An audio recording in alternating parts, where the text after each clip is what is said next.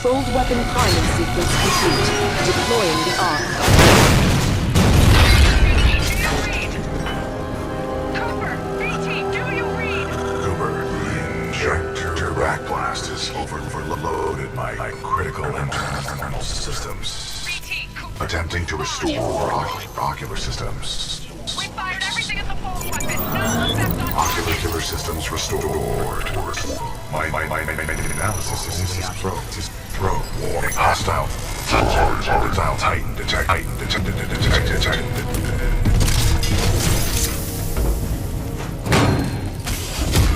It's your lucky day, hero.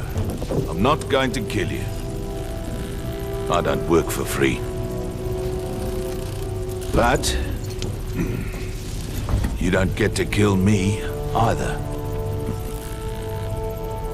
Yeah, you earned this, eh?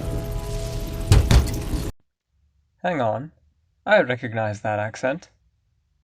Titanfall 2 is a pretty great game. The movement system is one of the really great and innovative things to come to the FPS genre in many years, and I could probably sing its praises until the cows come home. But today's video is not so much about Titanfall. Rather, I want to talk about a weird intersection between South Africa and popular culture, namely, the usage of South African PMCs, or private military contractors. What is a PMC?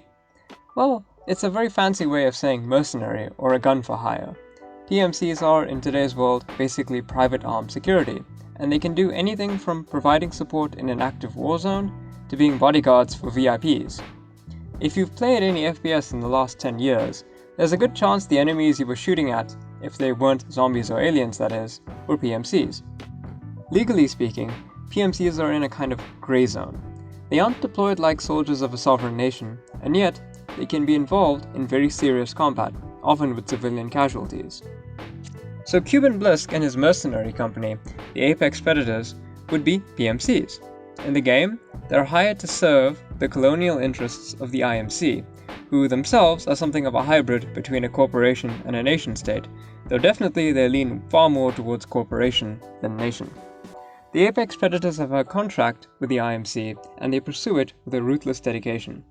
Being the primary antagonists of the game, the player will watch them engage in all sorts of war crimes during their fight in Titanfall 2. What's interesting to me, however, is that their leader, Cuban Blisk, is South African, and he sounds distinctly Afrikaans. Blisk, with his accent and pragmatism tinged with bloodlust, is part of an interesting but rather niche phenomenon in media, namely a tendency to represent mercenary types in movies and video games as being distinctly South African, and in particular, being distinctly Afrikaans. It's actually a trope, the amoral Afrikaner, which is linked below. And so, this video is a discussion of this phenomenon. The fall of apartheid hit South Africa and its society pretty hard.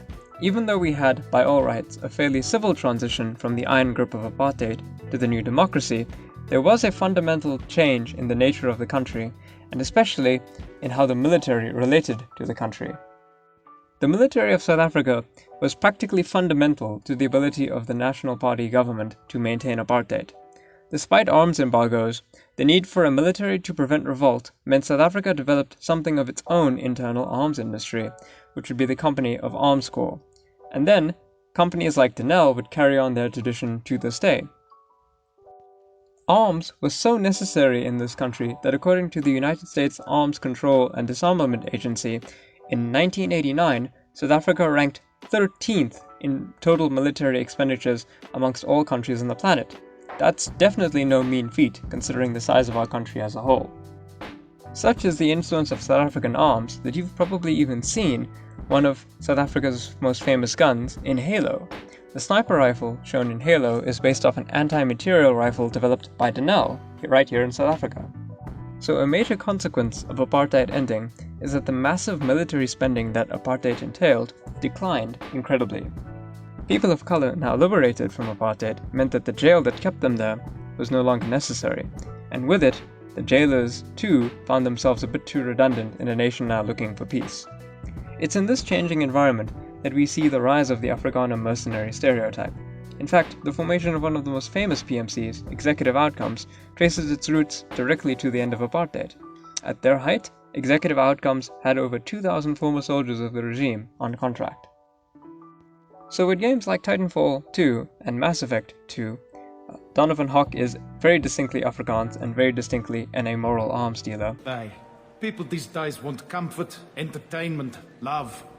They don't see that the galaxy is fragile. We see the continuation of the original trope about Afrikaans mercenaries, but this time in space. I think it's quite interesting that time and again we see this trope played out even as the passing of time in the real world renders it increasingly unlikely that actual former regime soldiers will be doing any fighting at all. But as we see, the ideas espoused by a group can transcend time and space very easily. Just like a Western can take place on Mars, so too can an echo of the former regime be transplanted into a work by the application of a thick accent and a penchant for violence. To many who aren't South African, the history of violence required for apartheid and its ripple effect on the world is relatively unknown, but there are still plenty of scars in the world today. The legacy of the fallen regime of apartheid is one that continues to haunt us to this day, and given the popularity of Afrikaans mercenaries in video games and movies, it'll probably haunt us far into the future as well. Hi everyone, I hope you enjoyed the video. If you did, leave a like, share it around. If you have ideas for a future video, put them in the comments below. Have a nice day.